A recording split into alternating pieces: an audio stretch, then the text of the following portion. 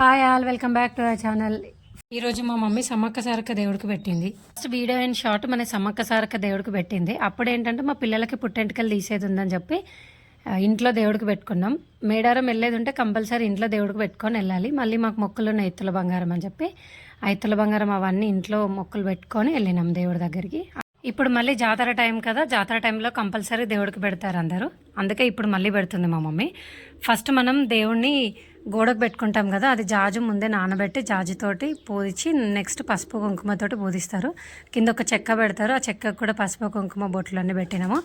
ఈ బాక్సెస్లో పసుపు కుంకుమ నింపి పెడతారు. ముందు ఉన్న పసుపు కుంకుమని తీసి ఒక పక్కన పెట్టి దేవుడి దగ్గరికి తీసుకెళ్ళినప్పుడు అక్కడ వేసేస్తారు. మళ్ళీ పసుపు కుంకుమ నింపి పెడతారు. ఒక దాంట్లో బెల్లం శాఖ, ఇంకొక దాంట్లో కళ్ళు కూడా పెడతారు. వాటికి కూడా అన్ని బొట్లు పెట్టి అక్కడ దేవుడి దగ్గర పెట్టింది. దేవుడి ఫోటోకి కూడా బొట్లు పెట్టినాము. అన్ని దేవుడికి సంబంధించిన అక్కడ పెట్టినాము. దేవుడికి కంక కట్టలంటే ఇష్టము, ఎందుకంటే సమ్మక్క సారక్క అడవిలో ఉంటారు కదా, వాళ్ళకి కంక కట్టలంటే ఇష్టం. అందుకే కంపల్సరీ ఈ దేవుడికి అవి పెడతారు. అగరబత్తి, దీపం అన్నీ పెట్టి బంగారంకి కూడా బొట్లు పెట్టి అక్కడ పెట్టి మళ్ళీ మొక్కుతారు. కొబ్బరికాయ కొట్టి కోడిని కూడా మొక్కి కోడిని కోస్తారు. మొక్కుకున్న వాళ్ళు మేకను కూడా కోసుకుంటారు. ఏం కదా కన్నయ్య, పట్టుకొని చేజకు మొక్కు, నువ్వు కూడా పోతాలి.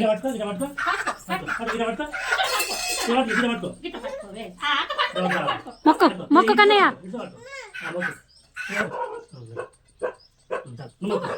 కన్నమ్మ జరుగు. ఏమని మొక్కుతున్నారు ఇద్దరు? మా సమ్మక్క సారక్క తల్లిలు చూడండి ఎంత చూడముచ్చటగా ఉన్నారో.